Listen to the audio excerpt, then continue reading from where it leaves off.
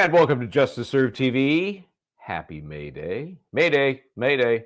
Mayday, Mayday, Mayday. And I'll tell you what needs Mayday. I'm Linda Kenny Bod and you're Michael Bryant. But who needs Mayday and who needs help, no matter what you think of him, is AidanKearney. Even Tubi, the poodle, agrees. Tubi is very upset.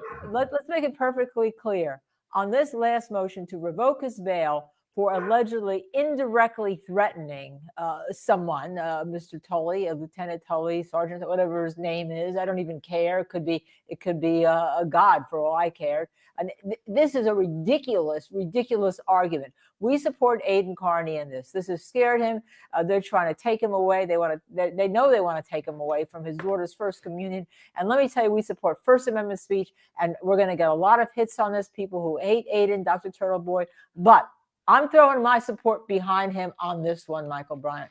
Yep, no doubt. What you're talking about is yesterday when we were up there and I was in the courtroom, they were having yet another hearing in which they tried to revoke his bail in these witness intimidation claims. It's happened twice now where special prosecutor Cosgrove has told the opposing attorney, Mr. Bradle, and through him, Aidan, just a kind of a show up hearing. We'll get status figured out. And then an hour or so before the hearing, oh, by the way, we're also trying to revoke your bail. So just in case you wanted to know that.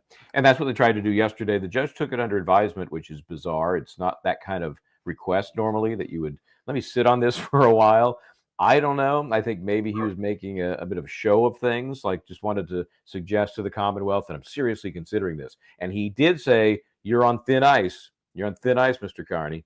I just don't know if that's all just bluster or if he's truly considering revoking this guy's bail. But Aidan's a good guy. He's doing his thing. Some may like him, some may not. Big deal. It's the First Amendment. Let him do his thing.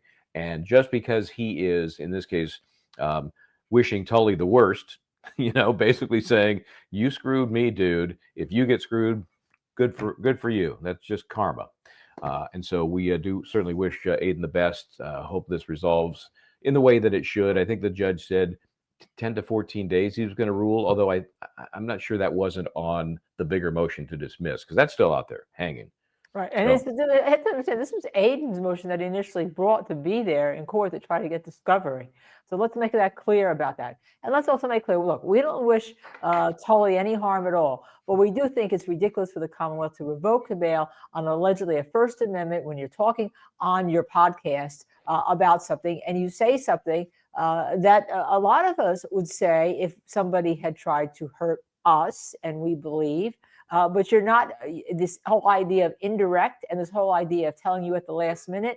I think what the judge is doing is trying to scare Aidan so he calms down, and it's had an effect. Aidan's not doing. How could it not? It has to. No, as much as you want to do your thing, but when you're being bashed over the head, as he has more than once, I think it's been 4 times now they've been trying to revoke, and they were successful once, and he did 60 days.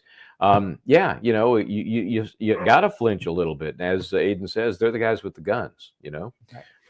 It's Gestapo-esque, it's military, it's authoritarian, it is wrong, and we hope it ends properly and sooner rather than later.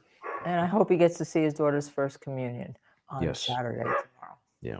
So, okay, let's what we were going to do today